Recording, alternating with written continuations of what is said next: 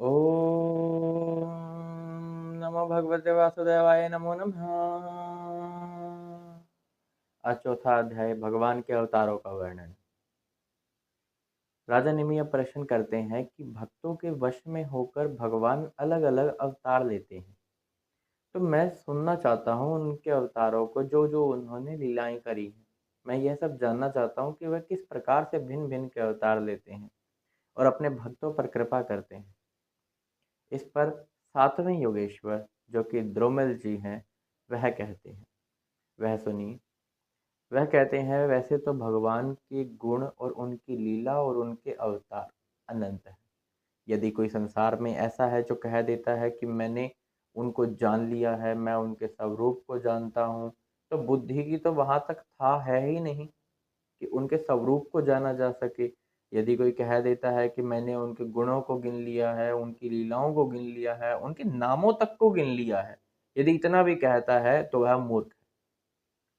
क्योंकि एक बार के लिए धरती पर जितने धूलि के कण हैं वो गिनना शायद संभव हो सकता है, लेकिन उनके अवतारों को, उनके नामों को गिनना संभव नहीं है, उनके गुण, उनकी लीलाओं को गिनना संभव नहीं है।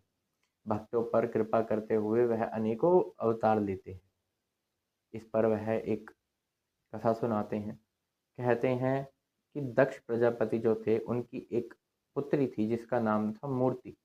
मूर्ति धर्म की पत्नी थी और उनसे जन्म लेते हैं, उनसे अवतार लेते हैं वही भगवान नर नारायण के रूप में। वह बद्रिका आश्रम में आज भी तपस्या कर रहे हैं और यह देखते हुए कि इंद्र देखते हैं कि यह तो बड़ी ही घोर तपस्या कर रहे हैं और ये मेरा धाम छीन लेंगे, तो अपने धाम की चिंता करते हुए उसने क्या किया कि कामदेव को अपने अनुचरों के साथ भेज दिया कि जाओ और इनकी तपस्या में विघ्न डालो। कामदेव जाते हैं, जब देखते हैं यह तो स्वयं नर नारायण भगवान ही है, स्वयं इन्हीं की माया से तो हमारी उत्पत्ति हुई है और हम इनकी तपस्या में विघ्न डालने आए हैं, तो उनका सर झुक जाता है शर्म के मारे, लज्जा के मारे। वह जब देखते हैं नर नारायण की कामदेव आए हैं, कामदेव उस समय बहुत ही भयभीत लग रहे हैं, क्या सोच रहे हैं, पता नहीं क्या करेंगे, हम तो विघ्न डालने आए थे। लेकिन वह उनसे कहते हैं, उनका तो बहुत आदर सत्कार करते हैं, वह बहुत उनका मान करते हैं। इसके बाद कामदेव उनकी बहुत ही सुंदर स्तुति करते हैं जिससे भगवान प्रसन्न होते हैं। इसके बाद उन्होंने अपनी योग बल से बहुत सी रमणियों को उनके सामने प्रकट कर दिया। वो जो स्त्रियां थी वह बड़ी ही सुंदर थी, यानी इतनी सुंदर थी कि कामदेव, जो कि सुंदरता के निर्माता हैं, वही कामदेव लज्जा से अपना सर झुकाकर खड़े हो जाते हैं।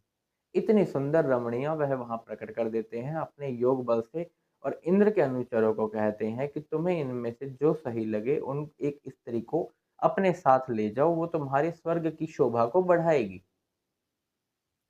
तो इस प्रकार वह अनुचर कहते हैं, जो आज्ञा प्रभु। और उनमें से एक स्त्री जिसका नाम उर्वशी है, उसको उनको वह स्वर्ग में ले जाते हैं और जो जो हुआ वह सारा वृत्तांत इंद्र को कह सुनाते हैं। इससे इंद्र क्रोधित भी हो जाता है। और भगवान के जितने अवतार हैं उनके तो क्या ही वर्णन किया जाए, कितने सुंदर सुंदर लेते हैं अवतार। अब कई एक बार उन्होंने कछुए का अवतार लिया, जब उन्होंने मंदराचल पर्वत को धारण किया था। एक बार धरती पे बहुत से धन धान्यों वेदों की रक्षा करने के लिए उन्होंने मत्स्य अवतार लिया था।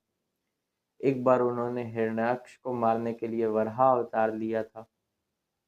प्रहलाद जी की रक्षा की थी, जो कि परिपूर्ण थे भक्ति के अंदर, जो कि केवल उन्हीं का ही पूजन किया करते थे। उनके पिता ने कितने कितने उपाय अपनाए कि वह अपने पुत्र को मार सके, क्योंकि वह चाहते थे कि उनका पुत्र मेरी पूजा करे, न कि उन नारायण की। इस पर भगवान फिर अपना अवतार लेते हैं नरसिंह अवतार के रूप में, और फिर प्रहलाद की रक्षा करते हैं। दानवों पर, देवताओं पर, भक्तों पर, अनेकों जीवों पर केवल कृपा ही करते हैं। वो तो प्रेम चाहते हैं बस। और कोई कौन होगा ऐसा जो इतना कुछ सुनने के बाद भी उनसे प्रेम ना करे। फिर भी यदि वह विषय भोगों में और इस शरीर को अपना मानता है कि यह मैं हूँ, यह मेरा है, और यह सब घमंड के अंदर अपना जीवन बिता देता है। स्त्री पुरुष सगे संबंधी यह सब नाशवान ही तो है, कोई चीज सत्य है? एक दिन सभी के सभी नाश हो जाएँगे, सभी आपको भूल जाएँगे और याद क्या रहेगा? क्या रहेगा याद? जो यह आत्मा है, यह कभी ना बढ़ती है, ना घटती है। यह उन्हीं का ही अंश है। यह शरीर उसको छोड़ना है, अब ये आप पर निर्धारित है कि वह शरीर को छोड़कर किसी और शरीर में जाए। जिस 4 जीवों के बारे में अपना पिछले अध्याय में बता भी जा चुका है, उन्हीं के अंदर जाए या फिर कोई देवता बन जाए, लेकिन फिर भी सारे पुण्य और पापों को भोगने के बाद फिर यह मनुष्य जो दुर्लभ शरीर है, यह मिलेगा। इससे अच्छा है उन्हीं भगवान के अंदर ध्यान लगाकर मुक्ति प्राप्त कर ली जाए और अनेकों अवतार, अनेकों लीलाओं का श्रवण करते हुए अपने कानों के दोनों में भर-भर कर प्रेम रस डुबो-डुबो कर उनका ध्यान करते हुए मुक्त हो जाया जाए।